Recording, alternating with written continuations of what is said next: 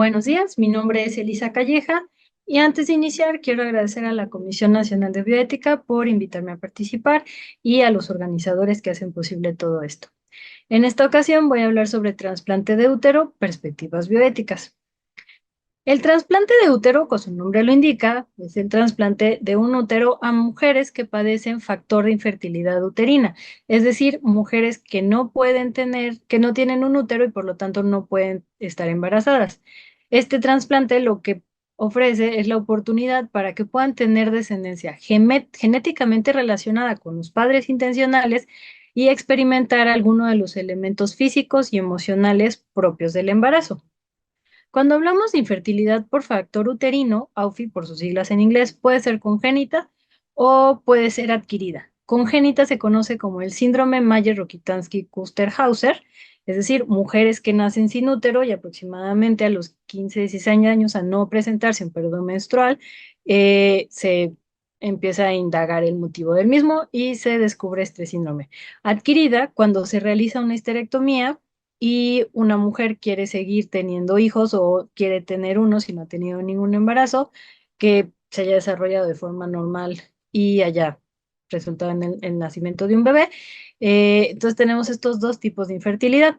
Hasta este momento, antes de que la alternativa del trasplante de útero estuviera disponible o se encontrara en proceso de investigación, como ahorita, las alternativas reproductivas y para ser madres eran la adopción y la maternidad subrogada. Sin embargo, la adopción no implica una relación genética con los hijos, entre los padres intencionales y los hijos, y tampoco un embarazo.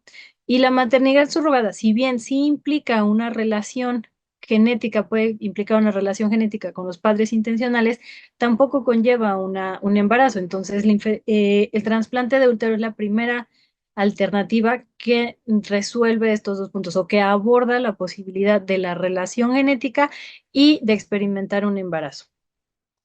El primer trasplante de útero se realizó en el año 2000 en Arabia Saudita.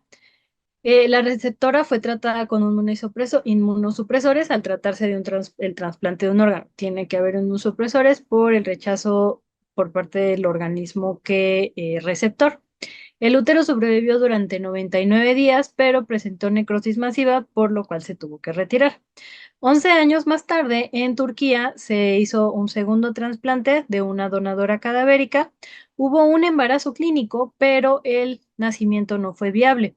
Y no fue sino hasta 3 años más tarde, en Suecia, que nace el primer bebé de útero trasplantado.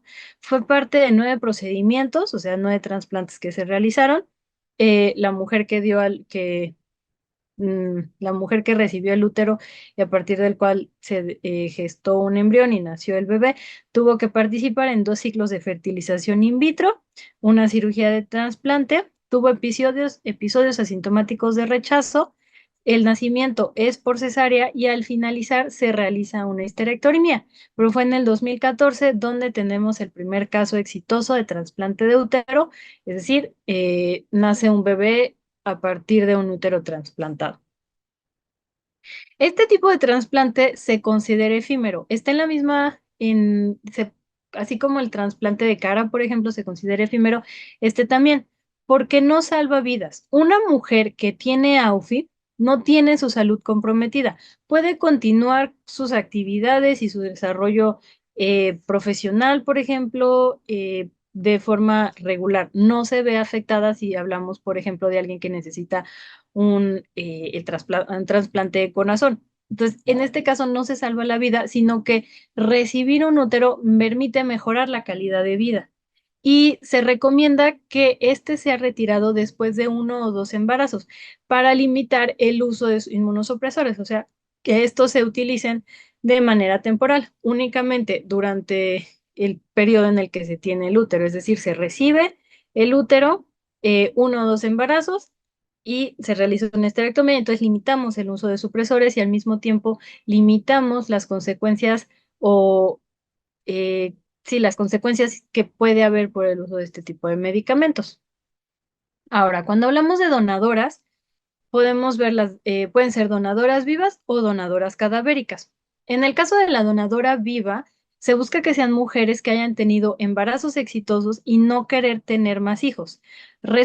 Puede resultar evidente que como resultado del trasplante de útero como donadora, eh, ya no pueda embarazarse porque ya no va a tener un útero, pero es importante aclararlo. Por eso es que se busca que sea alguien que ya no quiera tener hijos y que tenga un embarazo exitoso, por el hecho de que el útero puede tener un embarazo y porque ya la mujer como tal lo ha experimentado y no desea tener más hijos. Que esté relacionado con la receptora, esto para que haya un menor grado de rechazo del órgano.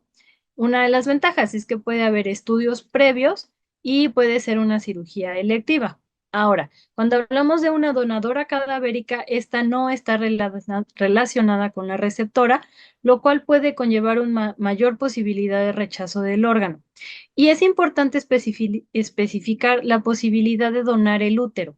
Normalmente cuando una persona en vida señala que quiere ser donadora, se dice donadora. Y esto puede implicar riñones, corazón, pulmón, la piel. Y se entiende, los órganos. Pero todo lo que implica, todo lo que hay alrededor de un útero nos hace llevar a decir, tiene que especificarse el útero que también se va a donar. Se van a donar dos órganos y el útero, porque muchas veces hay una implicación o tiene connotaciones en cuanto a la feminidad de una persona, su sexualidad, la maternidad. Entonces, ya sea la persona en vida se le solicite la autorización expresa de donar los órganos y expresamente el útero, o las personas que autorizan la donación de un familiar, por ejemplo, también autorizan la donación de órganos y si sí, autorizan específicamente la donación del útero para aclarar este punto y motivos, todo lo que las connotaciones que puede llegar a tener un útero sean abordadas y no queden como libres. Ahora, cuando buscamos que la donadora esté relacionada con la receptora, la intención es que haya un menor rechazo del órgano, del útero, pero esto puede también entrar en dinámicas familiares que pueden ser tensas y potencialmente explotadoras emocionalmente, ejerciendo presión social y financiera hacia la donadora, presión a proporcionar el útero y explotación de una expectativa de género. Esto lo podemos ver en el caso, en las entrevistas que realizó Lisa Guntram en el 2021 a mujeres que recibieron un útero. Melinda, mujer que llama así por motivos de confidencialidad, describe cómo ella esperaba que su madre le donara su útero, pero desde su principio su madre declara no querer hacerlo. Mientras tanto, Melissa hace hincapié que esa decisión de la madre de no querer donar su útero es lo que generó fricciones o distanciamiento entre ellas, porque ella, Melinda, explica que siente que no está cumpliendo como su rol o la responsabilidad que le correspondía como madre y en este momento cuando le pide su útero para que ella a su vez pueda tener hijos, se cuestiona si es que tiene el tipo de amor correcto que debe tener una madre por sus hijos. Melinda señala, si mi hija me pidiera algo, yo se lo daría. Si necesitara un riñón, yo se lo daría, cualquier cosa por mi hijo. Pero es esta expectativa de género donde las madres deben dar todo por los hijos y las madres lo hacen y entonces, ¿por qué no también un útero? Posteriormente, la madre de Melinda le ofrece accede a donar su útero.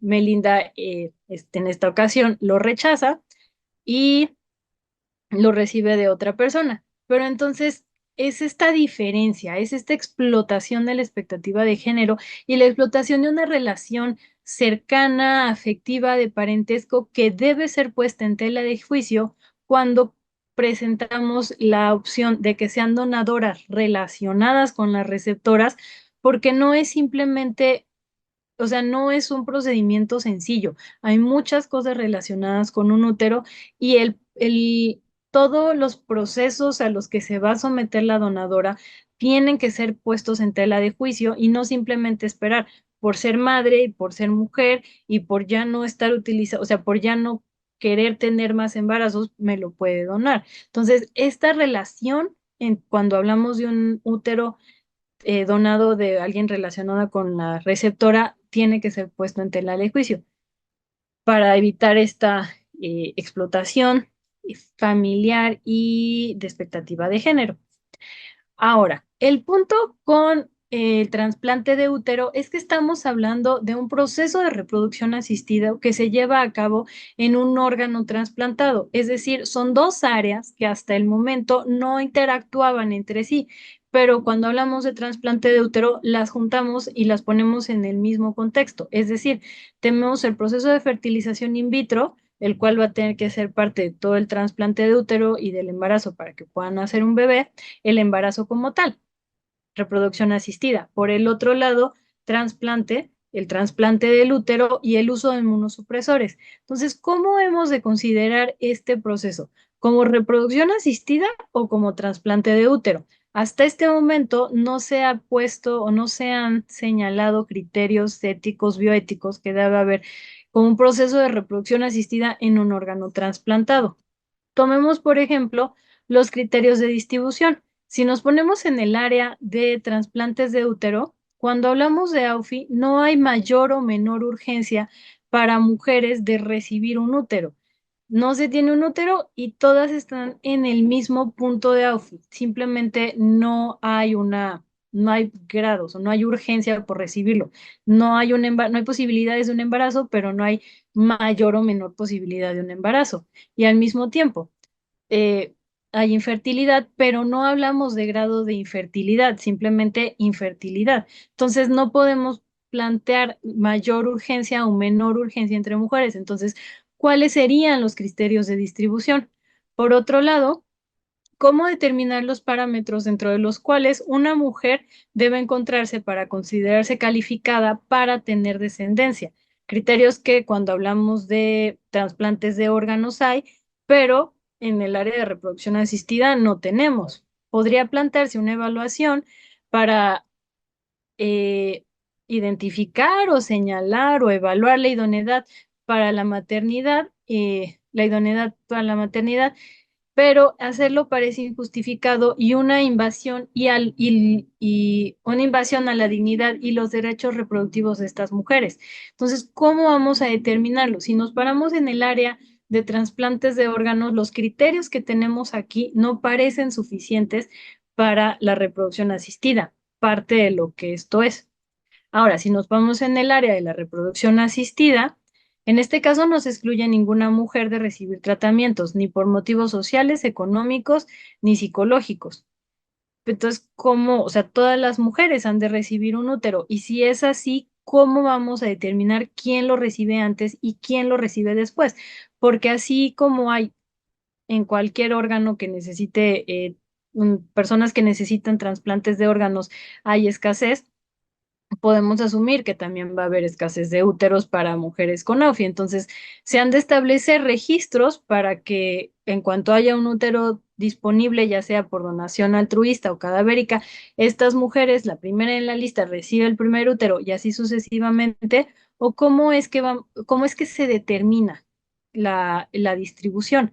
Cuando estamos en reproducción asistida, muchas veces responde a factores económicos. Cuando estamos en el área de trasplante de órganos, hay otros criterios que no podemos aplicar a la reproducción asistida. Entonces, al ser un proceso de reproducción asistida en un órgano trasplantado, ¿en qué área nos vamos a mover? Y más bien, no enfocarnos en una sola área, sino cómo vamos a hacer que en conjunto sean resueltos los conflictos que si vemos las dos separadas se presentan y no implican una solución o no conllevan una respuesta. La compensación económica es otro punto por tener en cuenta. Cuando hablamos de donación de órganos, no hay compensación económica. No hay libre mercado, no hay compraventa de órganos. En estricta teoría, esto no sucede. Pero si nos vamos al área de la reproducción asistida, puede haber compensación económica. Pensemos, por ejemplo, en la maternidad subrogada. Si bien es cierto que hay países que lo tienen prohibido o grupos de personas que, por ejemplo, motivos religiosos no pueden acceder a ello, existen países donde sí hay una compensación económica. Entonces, si nos ponemos en el área de la donación de órganos no hay compensación económica en relación con la donación de un útero para mujeres con AUFI. Pero si nos ponemos en el área de la reproducción asistida, puede haber compensación económica. Entonces estaríamos hablando de oferta y demanda, de un libre mercado, cómo es que se va a plantear y los problemas que cada área implica. Por ejemplo, si estamos en el área de reproducción asistida y hay compensación económica, la explotación que esto puede conllevar, la cual vemos en temas de maternidad subrogada, por ejemplo, o turismo médico. ¿Cómo vamos a resolverlo? ¿En qué área nos ponemos para determinar los puntos y los criterios o los puntos de conflicto que se pueden presentar y cómo solucionarlos? Ahora, la maternidad es un punto muy importante cuando se habla de trasplante de útero. Se está buscando el trasplante de útero como respuesta a presión social y familiar, llevando expectativas personales en relación con la procreación, imponiendo cargas físicas y psicológicas. Es decir, mujeres que no tenían útero, mujeres con AUFI, simplemente no podían tener un embarazo y se acababa esta presión externa, en dado caso de que ellas no quisieran tener un embarazo. Pero existiendo la posibilidad de un trasplante de útero, entonces existe otra vez la alternativa de esta presión social y familiar de tener un embarazo y de tener la integración de la familia, dando preferencia a los vínculos físicos y biológicos entre padres e hijos, porque como ya señalamos, existe la alternativa de la adopción, pero ello no implica un vínculo físico-biológico entre padres e hijos. Entonces, ¿qué tanto esta alternativa no puede exacerbar esta presión social familiar por la preferencia de estos vínculos físicos y biológicos? Es decir, cuando hablamos de maternidad podemos señalar tres tipos de maternidad: social, genética y gestacional. La social es el reconocimiento madre-hijo desde el punto de vista social, como su nombre lo indica, y este es el caso de la adopción. No hay una relación genética entre padres e hijo y no hubo en ningún momento gestación por parte de la madre adoptiva y el hijo, pero hay una maternidad social. Por otro lado, tenemos la maternidad genética, es decir, sí hay relación genética entre los dos. Y esto es lo que da la maternidad subrogada, la relación genética y la maternidad social. Pero nuevamente, no hay una maternidad gestacional. Para mujeres con AUFI, el trasplante de útero es la única alternativa que presenta estas tres: una maternidad social, genética y gestacional, es decir, socialmente el reconocimiento de los dos, genéticamente hay una relación y hubo un embarazo. Si bien es cierto que este embarazo está limitado en cuanto la físicamente cómo lo vive la mujer, por ejemplo, no percibe movimiento fetal, no va a tener un proceso de parto normal, no va a tener contracciones, simplemente va a ser una cesárea, el nacimiento es por cesárea, pero hay un periodo, hay un proceso gestacional, entonces es maternidad gestacional. ¿Qué tanto se presiona a las mujeres para que participen o para que cumplan con estos tres tipos de maternidad, existiendo alternativas que solo implican una o dos de las tres? Lo cual es importante cuestionar. Si es que realmente, o sea, si es que las mujeres que estando en algún futuro el trasplante de útero disponible, si es que estas mujeres quieren realmente participar o es presión social familiar que se pone sobre ellas. Cuando hablamos de cualquier procedimiento, tenemos también que hablar de riesgos y beneficios. Este caso no es la excepción. Riesgos y beneficios para la donadora, para la receptora y para el bebé, es decir, las tres personas involucradas. Los riesgos para la donadora es el reinicio hormonal de varios ciclos menstruales en caso de que se encuentre en periodo menopáusico, con todo lo que implica este reinicio hormonal y y la extracción del útero.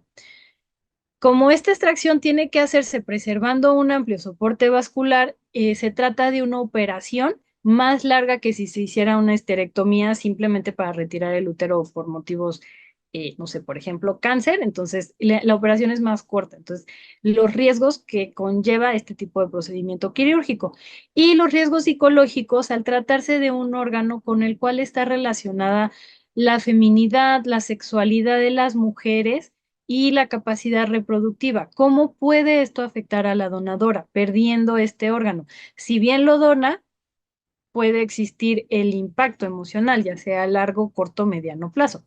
Y los beneficios que ella percibe es el alivio del sufrimiento ajeno, es decir, ayudar a que una mujer que no puede embarazarse porque tiene AUFI pueda tener estos tres tipos de maternidad. La receptora también tiene riesgos. Las cirugías, una al recibir el útero, la cesárea, si son dos embarazos, dos cesáreas, y la histerectomía. Entonces estamos hablando mínimo de tres procesos quirúrgicos con los riesgos que toda operación conlleva. El uso de inmunosupresores, se trata de un embarazo de alto riesgo y el rechazo del órgano. Por el otro lado, los beneficios son la maternidad social, genética y gestacional, cosas que con cualquier otra alternativa no podría alcanzar. Y los riesgos para el bebé son aquellos relacionados, asociados a la reproducción asistida, la exposición a inmunosupresores y el rechazo o retiro del útero durante la gestación. No hablamos de beneficios en caso del bebé porque la alternativa es que no se realice el trasplante de útero y entonces es una no existencia, lo cual ni es algo, no es un riesgo y no es un beneficio. La no existencia es simplemente no existir, entonces no se señala un beneficio como tal. Para que se pueda realizar un trasplante de útero, tiene que haber, como en todo procedimiento, un consentimiento informado. De acuerdo con la Comisión Nacional de Bioética, es la expresión tangible del respeto a la autonomía de las personas en el ámbito de la atención médica y de la investigación en salud.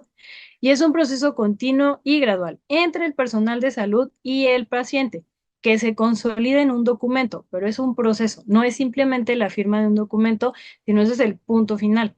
¿Quiénes necesitan un consentimiento informado cuando estamos hablando de trasplante de útero? Por un lado, la donadora y por el otro lado, la receptora. La donadora necesita hacerse evidente, necesita señalarse su capacidad para tomar decisiones de manera libre de coerción. Tiene que estar médica y psicológicamente apta para donar, conocer los riesgos inmediatos y a largo plazo, es decir, inmediatos la operación, a largo plazo, cómo puede afectarle el hecho de haber eh, donado su útero, cómo se percibe ella a sí misma, por ejemplo, cómo percibe su sexualidad, cómo se ve afectada o su feminidad después de haber donado su útero. Esos pueden darse a largo plazo, entonces existen riesgos inmediatos a largo plazo. Es importante que conozca los dos que existen y cuáles pueden ser. Los beneficios y alternativas para ella y la receptora, porque como vimos, la receptora tiene alternativas para ser madre, adopción o maternidad subrogada. Entonces, no es esta alternativa como trasplante de útero o nada, sino hay otras opciones. Entonces, que la donadora sepa de esta posibilidad, de estas alternativas. Es importante que tenga acceso a un defensor de donantes independiente y muy importante también informar sobre la esterilización como resultado del procedimiento. Puede resultar evidente que al retirar el útero ya no va a poder tener más embarazos, pero es muy importante que se señale, que sea explícito en el consentimiento informado. Ahora, en el caso de la receptora, se tienen que señalar los múltiples pasos del proceso de trasplante de útero, es decir, la operación para al recibir el útero, el proceso de fertilización in vitro, antes de recibir el útero, se recibe el útero, implantación, el embarazo de alto riesgo, la cesárea y después la histerectomía después de uno o dos embarazos. Todos esos puntos o todos esos procedimientos conllevan riesgos y son diversos pasos y el uso de inmunosupresores. Entonces es importante señalarlos todos. Los riesgos conocidos y la existencia de incógnitas. Hasta ahorita conocemos los riesgos de la reproducción asistida, por un lado, los riesgos de trasplante de úteros, por otro, los riesgos del uso de inmunosupresores durante el embarazo, gracias a mujeres que han eh, eh, tenido que o que han tomado inmunosupresores quizás por tener un riñón trasplantado y durante un embarazo. Pero también existen estas incógnitas que hasta el momento no se presentan y que puede ser posible que conforme se vayan realizando más trasplantes de útero, se vayan descubriendo, a las cuales habrá que dar solución desde el punto de vista bioético y desde el punto de vista médico, jurídico y todas las áreas involucradas. Pero señalar que existen estos riesgos conocidos y la existencia de incógnitas. También las limitaciones que tendrá el embarazo experimentado. Como mencionamos, no va a sentir movimiento fetal, no va a haber un proceso de parto normal, contracciones, sino va a ser una cesárea. Entonces, señalar que si bien va a estar embarazada, físicamente se va a ver embarazada, va a haber ciertos límites. Entonces, también, ¿qué implica para estas mujeres un embarazo? Y si para ellas el embarazo, una parte muy importante es sentir, por ejemplo, movimiento fetal, quizás no sea la alternativa para ellas porque no lo van a obtener y deben tener una continua actualización. Ahora, por otro lado, tenemos un punto en donde los pacientes en busca de intervenciones quirúrgicas innovadoras normalmente se enfocan en los beneficios que estos procedimientos conllevan y no ven tan claro, no les son evidentes las posibles complicaciones y fracasos. Es decir, aproximadamente hasta el 2023, aproximadamente se habían realizado 80 trasplantes de útero, de los cuales habían nacido igual, aproximadamente 40 bebés. Esto nos habla de una tasa del éxito 50%, más o menos. Las pacientes que buscan el trasplante de útero para poder tener los tres tipos de maternidad tienden a enfocarse en esos 40 nacimientos y decir, es que 40 mujeres pudieron tener un embarazo que llegó a término y todo fue exitoso, pero no ponen tanta atención o no ponen la atención suficiente en el hecho de que hay mujeres que han recibido útero y que de todos modos no han podido embarazarse. Entonces, existe el riesgo de que se forme una idea terapéutica errónea en torno al trasplante de útero. Es por esto que resulta importante determinar si los posibles pacientes tienen la capacidad realmente de discernir los riesgos de forma precisa y realista, si pueden identificar realmente cuáles son los riesgos que van a correr al someterse a varias operaciones, mínimo 3, y todo lo que implica un embarazo de alto riesgo, el uso de inmunosupresores, fertilización in vitro, o si simplemente se están enfocando en la posibilidad de un embarazo como resultado del trasplante de útero. Necesitan tener también la capacidad de discernir estos riesgos, que les resulten claros y que entonces puedan tomar realmente una decisión informada, poniendo atención en los dos puntos y no nada más en esta idea que se forma de manera errónea en torno al procedimiento. Por último, tenemos problemas de justicia o equidad. Se calcula que el trasplante de útero tenga un costo de entre 100 y 300 mil dólares. Y en Suecia, donde se hicieron los 9 trasplantes de útero en el 2014, tuvo un costo, un trasplante, o bueno, el procedimiento del cual nació el primer bebé, de 74.564 euros. Si estamos hablando de un contexto como en México, ¿cuántas personas tienen 74.500 euros para para participar de un trasplante de útero y poder tener un embarazo? Y si es así, si lo vemos local, o sea, en nuestro ámbito nacional, no muchas personas tienen esta capacidad económica para hacerlo. Y entonces cabe preguntar, ¿debería el Estado proporcionar los medios o el dinero para que se realice este procedimiento a mujeres que tienen NAUFI, que padecen NAUFI? Por el otro lado, se puede cuestionar, en un ámbito nacional en el que los medicamentos no están disponibles como nos gustaría para otros padecimientos, ¿realmente deberían destinarse fondos para reproducción asistida? Siendo que, como vimos, una mujer con NAUFI no tiene su salud comprometida, pero una persona, por ejemplo, con cáncer sí. Entonces, si es así, realmente el costo que implica este tipo de procedimientos probablemente responda al mercado y o a oferta y demanda. Las personas que tengan la capacidad económica van a ser quienes accedan a esto y las personas que no tengan la capacidad económica, aunque padezcan AUFI y quieran embarazarse no respondiendo a una presión social, familiar, no van a poder hacerlo por motivos económicos. Tomando en cuenta también que conforme se vaya o más esté disponible el trasplante de útero, el costo va disminuyendo normalmente. Pero cuando esté disponible en un primer momento, ¿cuántas personas realmente van a poder tener acceso a ello? Y siendo así, entonces, ¿es realmente una solución? O sea, si estamos hablando de un procedimiento que nos cuesta 74,000 euros, ¿realmente es una solución para mujeres con AUFI? Porque si tienes la limitante económica, en realidad no se te presenta una alternativa, simplemente la solución, pero resulta inalcanzable. Entonces tenemos un problema de justicia y equidad.